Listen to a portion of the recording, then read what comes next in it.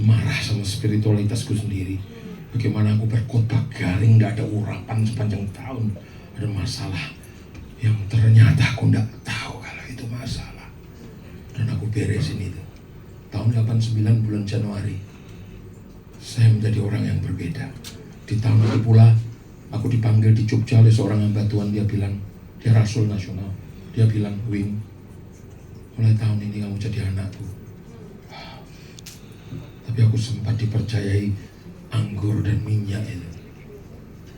Pengurapan sempat dipercayakan padaku. Aku menyimpan dosa yang tersembunyi, dan itu merusak minyak dan anggur. Berbahaya sih. Tapi ada harapan bagi yang anggur dan minyaknya rusak. Anggur itu sukacita. Sukacitamu bisa dirusak oleh apa? Hubungan yang salah. Saya mau nasihati dari sini ya. Hubungan-hubungan yang salah sering menguras sukacitamu. Saya harus bilang, untuk sementara tinggalkan dia. Dia tidak layak kamu investasi hubungan sejauh itu. Dia toksik, dia racun, dan kamu tidak tahan menghadapi racun. Tinggalkan dulu sementara sampai kamu kuat. Kamu pulang lagi ke dia, dan kamu dipakai memulihkan dia. Kadang-kadang bocornya anggur sukacita itu karena hubungan salah. Hati-hati. Ya, jadi tetap anggur kalau sama minyak yang rusak tetap ada janji pemulihan. Hanya setiap kali Tuhan bilang, Pak Yuna Medang, jangan rusakkan minyak dan anggur. Itu nasihat yang perlu banget untuk masa 2026 sih. Jadi tolong yang udah rusak-rusak cepat, karena surga bilang jangan rusakkan itu. Bahaya. Di masa krisis kagak ada anggur, kagak ada minyak, dangerous my son. Pulihkan gitu. Desakan memulihkan anggur ini. Yes. Ya. Jadi jangan hilang harapan, ya. Tetap harus kembali ya Tuhan. Tadi yang paling ingat juga tentang meninggalkan apa yang harus ditinggalkan. Ya. Thank you Kowi. Ya. Ini masih tentang sesi 1 tadi, tentang titik asin. Ada yang bertanya bagaimana cara menemukan titik asin sebagai garam dunia dalam diri kita sebagai pengajar yang notabene-nya hanya ada di zona nyaman setiap hari, yang bukan dunia besar. Pengajar. Ya, guru. Oh, guru Ya. maksudnya. Bagaimana menemukan titik asinnya Sebagai garam dunia. sebagai garam Kalau dunia? kita hanya di zona nyaman setiap hari. Iya.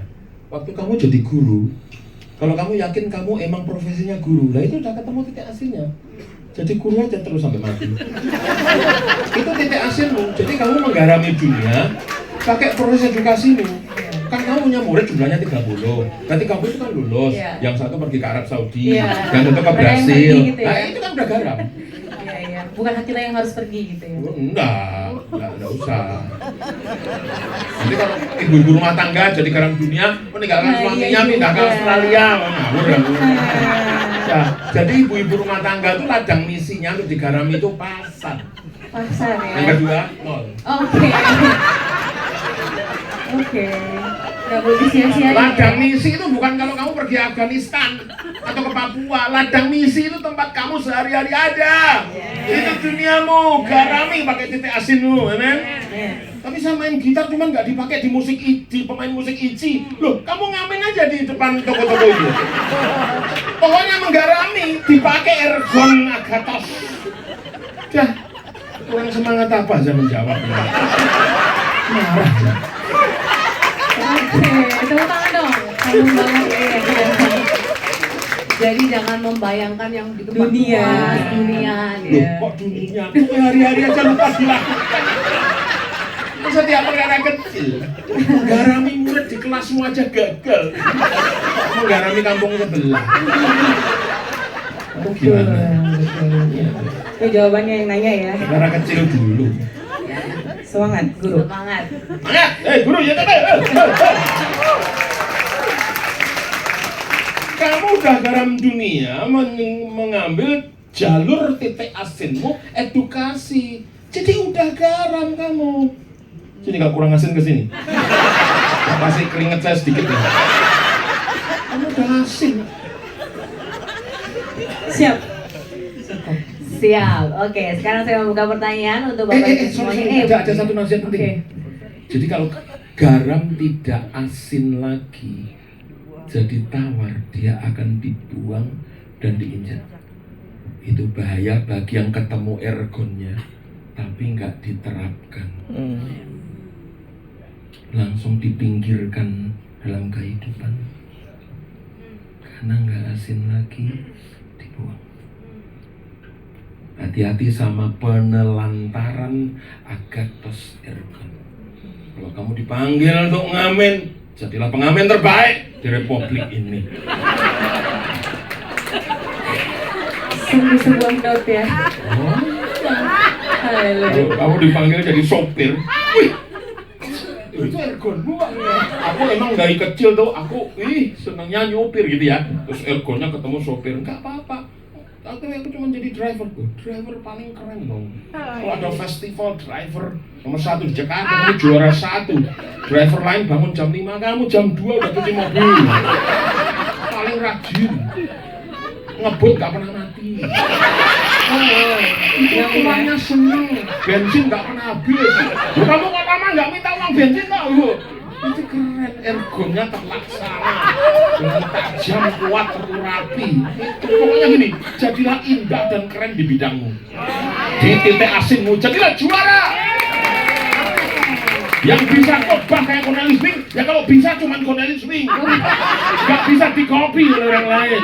Seperti saya gak bisa mengkopimu, kamu gak pernah mengkopi saya. Fotokopi nasibnya nomor 2.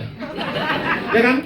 Yang asli tetap di atas. Fotokopinya nomor 2. Jangan mati sebagai fotokopi, matilah sebagai yang asli.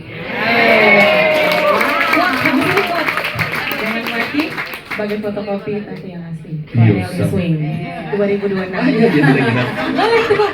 Dimasukkan di IG ya. Jangan dicuri ya. Iya, iya, iya. Boleh. Nilai. Oke. Silakan. Thank you. Kita udah bingung ya. Oke, teman-teman yang di onsite. Nah, saya nanya kalau kamu bingung. Agaknya kurang dekat teman-teman yang di partisipasi. onsite. Ya. Ada yang mau bertanya langsung Ada mungkin? yang mau bertanya langsung? Habis Boleh. dinasehatin tadi mungkin. Adakah? Yang tertampar-tampar mungkin? Pakai kata-kata Iya. untuk menanyakan Catat dulu boleh. lagi terpana terkesima ya. Oke, ini pertanyaannya sih kurang lebih hampir sama ya, Kowing. Tapi dalam rumah tangga, bagaimana memulihkan minyak dan anggur dalam rumah tangga dan pelayanan, namun dirusak oleh tangan suami sendiri, selingkuh dalam kurung.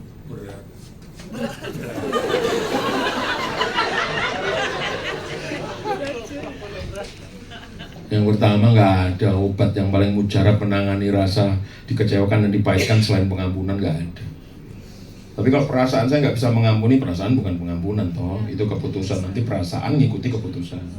Jadi langkah pertama yang paling baik kalau dipahitkan oleh suami itu pengampunan. Nah, pengampunan itu jalan untuk pulihnya anggur. Gini, bukannya kepahitan bikin sukacita kita hilang anggurnya?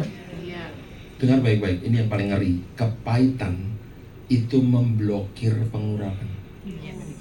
Saya ulang, ini penting banget. Buat pelayan mimbar penting banget. Kepahitan memblokir pengurapan. Makanya hati yang pahit itu membuat orang hanya bicara dengan semangat tapi tidak dengan pengurapan. Karena kepahitan memblokir pengurapan. Pengurapan itu minyak. Hati-hati. Apakah kalau Anda dipahitkan suamimu sukacita hilang? Iya dong. Dipahitkan suami sukacita hilang kan? Nah, cepat pulihkan dong. Jalan awal untuk pemulihan dari sukacita karena dipahitkan suami adalah pengampunan. Gak ada yang lain. Aku udah mengampuni, tapi kok kayak sukacitaku nggak pulih-pulih. Kadang-kadang ada masa yang harus kamu tempuh untuk kemudian scratch cakaran-cakaran di jiwa tuh butuh proses sembuh. Tuhan tahu kok kamu perlu waktu, gak apa-apa. Yang penting tetap konsisten tiap bangun pagi, begitu lihat beruang di sebelahmu, aku mengampunimu. Karena semakin sering confession, maka confession yang membawa action itu kemudian menjadikan kamu mengalami revelation. Tiba-tiba diwahyukan, benar, nggak ada pengampunan. Wah, nggak bisa aku sama beruang satu ini gitu. Iya sih. Percayalah, harus pemulihan anggur dan minyak lewat jalan pengampunan. Sorry, aku nggak punya obat lain, nggak punya jalan lain. Forgiveness itu gerbang menuju pemulihan minyak dan anggur. 2026 udah susah plus kepahitan. Susah banget. Nggak boleh bawa kepahitan di 2026 dan merusak minyak dan anggur. Ya. Ada beberapa hal yang menjadi isu khotbah Yesus. Dari 4 tema khotbah Yesus di Alkitab dengan tema paling sering muncul, 1 kerajaan Allah, 2 kepahitan dan pengampunan, 3 kekhawatiran, 4 keuangan. Inilah tema khotbah tersering Yesus. Jadi kalau Yesus khotbahnya tersering soal kepahitan dan pengampunan, berarti itu penting buat Yesus. Sampai dikhotbahi sering-sering, berarti itu penghambat blessing. Yang kedua, Yesus kok selalu khotbahnya kekhawatiran, jangan khawatir. Kok tersering kedua, berarti kekhawatiran itu menghambat dan bahaya. Ketiga, kok Yesus cerewet kalau bicara keuangan dan investasi di seluruh perumpamaan? Karena nggak bagusnya di keuangan dan mengelola keuangan, bocornya anggur dan minyak. Yang keempat, khotbah Yesus paling sering kerajaan Allah. Kerajaan Allah itu dalam bahasa teknis Indonesia pemerintahan Allah. Hari ini yang kalau tahun ini kamu tidak mau diperintah Allah, bocor anggurmu, bocor minyakmu. Hanya menjadikan the Lord is my leader, my shepherd. Dia pemimpinku, bukan hanya penghiburku. Kamu bisa melewati tahun ini dengan anggur dan minyak yang melimpah. Hati-hati ya, awas-awas sama tidak dipimpin Tuhan, sama ketakutan, kekhawatiran, sama kepahitan, pengampunan itu benar penting, dan sama keuangan. Semua yang diucapkan Yesus paling sering berarti ditekan paling penting. Kalau Yesus menekan 4 tema itu, jadi 4 tema ini crucial dan essential. Makanya Kristen yang saat dulunya dibanyak-banyain, tahun ini kerajaan Allah, pengampunan, keberanian bukan ketakutan, dan keuangan banyak-banyak di 4 ini. Kamu 2026 berlingkang kanggu. Ya. Dicatat itu manggut-manggut tak lupa. Amin. Amin ya. 4 itu jadikan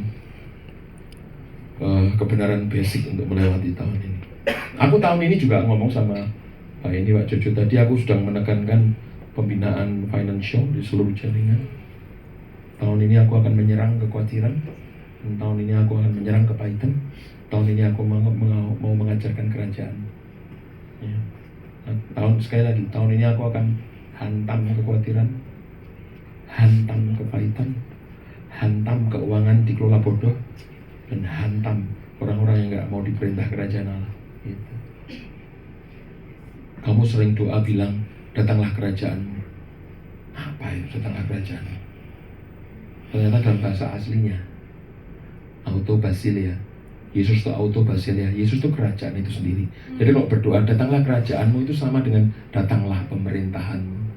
Kayak doa Bapa kami itu kayak perintahlah aku gitu. Jadi kalau kamu ngomong datanglah kerajaanmu, your kingdom come, itu artinya perintahlah saya. 2026 kalau kau tidak perintah jalanku, pikiranku, duitku, rumah tanggaku, mana bisa aku melaluinya. Itu kata your kingdom come. Itu namanya kesediaan diperintah Tuhan. Oke, setuju? Menyerang 4 ini? Yes. Oke, next. Oke. Ada teman-teman onsite yang mau bertanya? Terima kasih. Nama saya Edi dari edisi 9. Ya. Saya hanya mau tanya soal anggur. Jadi Ya. di konteks Matius 9 ayat 17, Yesus pernah mengatakan jangan menaruh anggur di dalam kantong tua, Ya. agar tidak merusak anggur. Nah, kantong tua ini konteksnya apa di dalam hidup kita agar anggur yang kita punya itu tidak rusak. Terima kasih. Pada konteks ayat itu ditulis, itu bicara PL dan PB. Jadi Yesus itu bawa PB, tapi kalau kamu kantong hatimu PL, agak berat, akan jebol. Itu bicara di meneguhkan kitab Galatia, yaitu kekacauan perjanjian. Kitab Ibrani bilang perjanjian yang lama udah usang, maka Tuhan datang dengan perjanjian yang baru. Jadi setiap kali kamu membaca perjanjian lama, tolong dengan kacamata terang perjanjian baru. Gitu. Misalnya ya, saya kasih contoh ya. Mazmur 51. Hati-hati kalau kamu baca Mazmur 51 di ayat yang waktu Daud berteriak begini. Jangan buang aku dari hadirat-Mu. Ya? Baca? Mazmur 51. Nah, itu ditulis di perjanjian lama. Tapi kalau kamu baca pakai kacamata perjanjian lama, bukan pakai kacamata perjanjian baru, wah, ya itu kan sudah digenapi di perjanjian baru. Digenapinya di mana? Kalau Daud bilang, jangan buang aku dari hadirat-Mu, Ibrani 13 ayat 5 berkata, aku sekali-kali tidak pernah meninggalkan-Mu, aku sekali-kali tidak pernah membiarkan-Mu. Jadi kalau di perjanjian lama ada kemungkinan ditinggal, tapi perjanjian baru, dia tinggal dalam dirimu dan gak mungkin meninggalkanmu.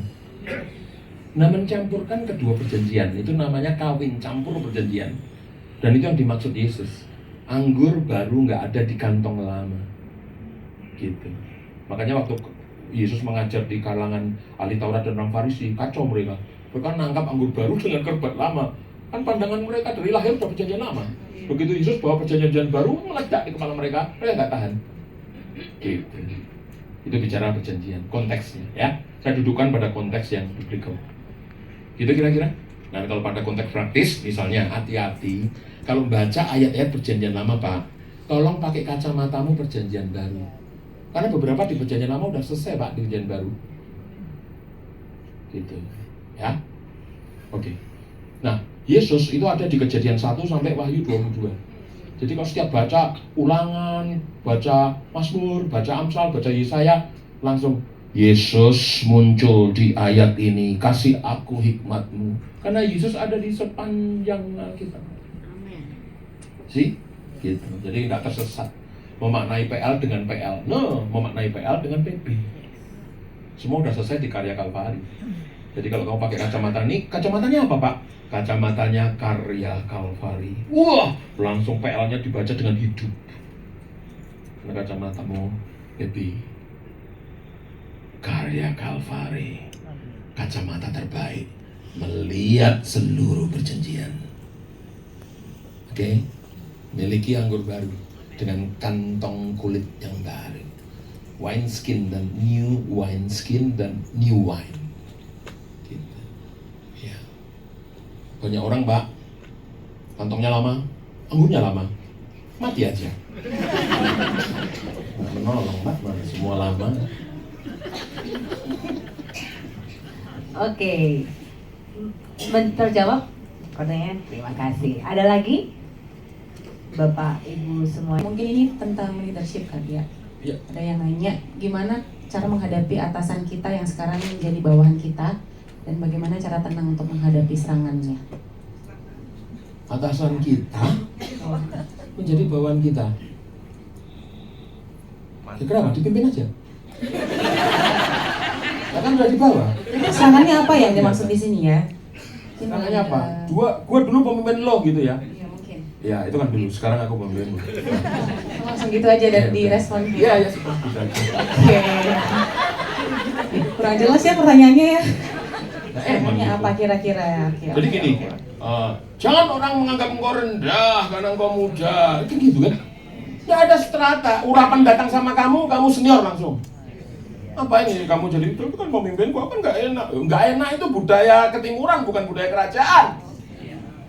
Tidak semua budaya ketimuran itu budaya kerajaan. Aku sungkan itu budaya ketimuran, bukan budaya kerajaan.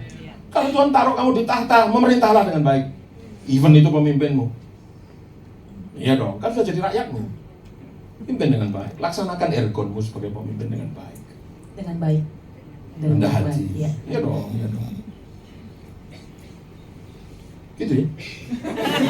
Nyambung ya? Yang mulai muncul kesombongan dalam dirinya, mungkin serangan-serangan gitu. Orang itu ya kalau berperilaku, berkata-kata dan menaruh diri setinggi-tingginya, Ya. kamu justru mengalahkan dia dengan serendah-rendahnya. Itu opposite spirit, proper lawanan. Kalau ketemu orang sangat kasar, kamu jadi sangat lembut. Kalau orang lagi sangat marah, kamu masih sangat halus. Kalau orang sangat sombong, kamu masih sangat merendah. Itu peperangan kosmik di dunia ini. Itu bahasa peperangan kosmik. Nah itu. Ngerti lah ya. Namanya opposite spirit. Oke. Lu kambing, gua domba. Lu ilalang, gua gandum. Alkitab tuh kayak gitu. Lu gelap, gua terang. Opposite spirit. Sombong, gua rendah hati. Itu aja. Enggak, kamu tanya, apa musuhnya sombong, Pak? Kalau ngadep orang sombong, rendah hati. Udah selesai. Loh, bukannya kita balas sombong, Pak? Dan kamu. Sombong kok balas sombong? Gak bisa. Musuhnya sombong tuh rendah hati. Makanya kalau orang lagi ngomong nyablak, setinggi-tingginya ngomong, kamu, oh gitu ya. Makasih. Lebih rendah. Karena kalau dia tinggi, terus kamu tinggi, dia tinggi lagi, kamu tinggi. Jebol pelakon. Jatuh dua-duanya. Jadi gini, tarik dia ke bawah dengan kamu merendah. Saya itu kalau lagi orang ngomong mulai tinggi gitu, saya lebih banyak diam. Oh, bagus. Ya. Oh. Terus dia akan tanya balik, ini kok Pak Wi kok diam saja? Coba kalau dari Pak Wi gimana? Baru saya ceritakan. Ya. Oh. Malu sendiri kan? Dia yang tanya, saya cerita dong. Silakan. Opposite spirit kuncinya ya, Bukan teman-teman. ditanya diem aja. Ya, oke. Tadi ngomongin tentang Argatos Ergon, ini ada yang bertanya Yes. tentang bagaimana cara mengetahui Argatos Ergon baik untuk diri sendiri maupun untuk murid-murid. Wah, Tipsnya. minimal 4 session. Ya, iya. Mungkin belum pernah dengar sesi kawin kali ya. Baru orang baru mungkin kawin. Iya. Kira-kira ada yang singkat nggak? Atau kirim link YouTube kok Singkatnya gini udah. Ini memancing aku 5 session. 5 menit jadi 5 sesi nih kita. Jadi Agathos Ergon itu ditemukan di 3 unsur dulu. Pertama panggilanmu apa, kedua karuniamu apa, ketiga kepribadianmu apa. Kalau 3 ini ketemu, nah kamu sudah mengerti gambaran besar Agathos Ergonmu. Panggilanmu itu adalah ada 2. Jenis orang yang membuatmu paling terbeban untuk kamu sentuh, jenis orang. Dan kedua, jenis beban masalah yang ingin kamu tanggung, yang seperti apa itu. Kalau jenis orang itu misalnya dokter, guru, aku tuh kenapa ya kalau lihat guru-guru itu aku tuh iba dan terbeban untuk pengen memberdayakan. Aku tuh kalau lihat guru tuh gimana gitu. Nah kamu, kalau aku pengusaha muda, kalau aku lihat pengusaha muda tuh pengen memberdayakan. Nah itu jenis orang, wah itu sudah petunjuk nih, callingmu, panggilanmu mulai jelas nih. Itu jenis orang. Tapi yang kedua dari panggilan itu jenis masalah. Aku tuh kok sama masalah-masalah ekonomi, demen banget. Bukuku yang Shinchan cuma 1. Banyak buku ekonomi semua misalnya. Itu jenis masalah. Kalau aku enggak, aku kalau sama Pramuwisma, jenis orang, beban masalah di kota yang bikin aku terbeban tuh pengelolaan sampah kota. Enggak tahu kenapa itu bebanku banget. Nah, jenis orang dan jenis masalah itu ketemu panggilan. Yang kedua, unsur kedua adalah karunia rohani. Ya, itu kan kuesionernya ada di ETP toh, ada di ICI toh. Artinya jabatanmu apa? Kamu nabi, rasul, gembala, guru, ya penginjil, nah gitu ya. Itu karunia rohani. Apakah kamu karena motivasimu memimpin, mengajar, karena motivasi menasihati, compassion person, belas kasihan, atau apa karunia rohanimu? Karunia rohani ada 3 jenis. Karunia jabatan, karunia Roh Kudus, dan karunia motivasi. 3 jenis ketemu itu semua kita ada tesnya kan? Ada. Sip. Yang unsur ketiga adalah gaya kepribadian. Itu di ESC. Kamu dominan intim atau intim stabil atau cermat dominan? Nah, itu ketemu. Nah, digabung antara panggilan karunia rohani dan kepribadian, ketemulah gambaran awal Agathos Ergon. Gitu. Nah, kalau saya wawancara sama orang, karena nggak ada kuesioner ya, saya butuh sekitar 20 pertanyaan saya lontarkan dan dia jawab. Tapi biasanya dengan mempelajari 1.500 gestur tubuh itu lumayan bisa tahu track kepribadian dia, bisa tahu. Kamu jabatan sama saya juga. Nah, aku tahu kepribadianmu kira-kira. Wow. Ya, nah Itu penting, menaruh pundak, turun, atau waktu bicara sama aku, tangan di atas meja atau tidak, semua itu dipelajari, membentuk pengetahuan tentang personality seseorang. Dan itu menjadikan kita, oh kalau kamu ini, kamu jelas lah, buahnya kamu tuh cerewet sekali. Misalnya, cerewet itu modal dasar, kalau nggak penginjil, pengajar. Modal dasar. Nah kan paling dari goblok-goblokan gitu aja udah tahu kita. Ya. Nah, kalau misalnya denger orang ngomong tuh merenung terus, gitu ya. Ini berkerut, merenung, meneliti, gitu ya. Itu bakat kalau nggak nabi guru. Ya. Kalau nabi kan, apakah dosanya? Kalau guru, kenapa dia mengatakan itu? Apa dasarnya? Betul ya, betul. Ya, gitu. Ya kira-kira begitulah. Itu cara bodoh-bodohan. Ya. Dia mengenal diri lebih dalam Oh, gitu iya. ya. Iya. Ya, cara simpelnya. Ikuti tes selanjutnya teman-teman, jangan lupa. Ya, nanti kalau ke Brebes saya ajari. Waktunya nggak ada.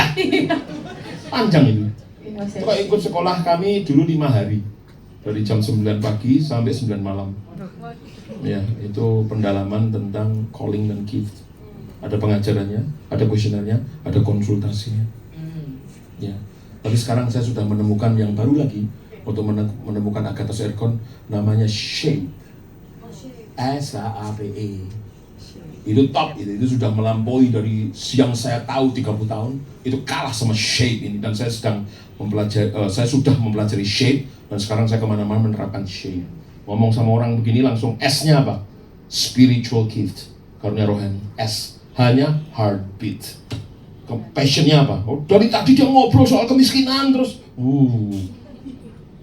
Kalau satu dia miskin.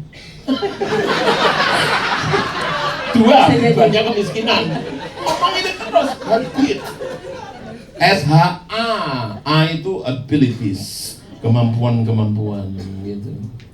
Terus shape, SHA, P-nya itu personality, kepribadian, E-nya experiences. Experience ada 5, abilities, itu banyak, itu jadi kembangkan kemana-mana. Tapi shape itu sebetulnya Yesaya 43 ayat 7. Umat yang kuciptakan untuk kemuliaanku, yang kubentuk dan kujadikan. Ada 3 kata. Kubentuk, kujadikan, made. Terus kubentuk itu shape. Terus apa?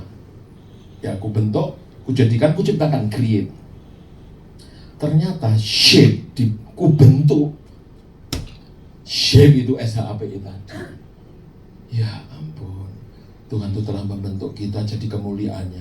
Makanya orang-orang kalau bisa menemukan S-mu apa, H-mu apa, A-mu apa, P-mu apa, E-mu apa, kayak misalnya E itu experiences, pengalamanmu. Pengalaman itu satu, pengalaman pendidikan, pengalaman kamu kerja.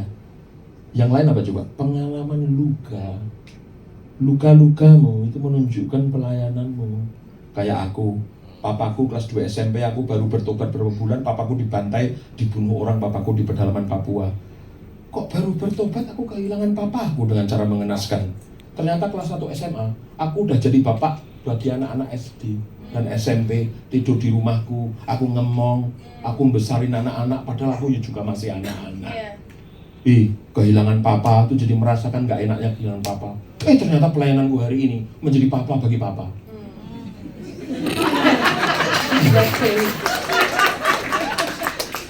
Aku sekarang ini panggilan pelayananku tuh bukan menjadi gembalanya jemaat, tapi gembalanya gembala. Bukan menjadi pemimpinnya pengikut, tapi pemimpinnya pemimpin. Bukan menjadi bapaknya anak, tapi bapaknya bapak. Membapai bapak-bapak, memimpin pemimpin, dan menggembalakan gembala. Luar biasa.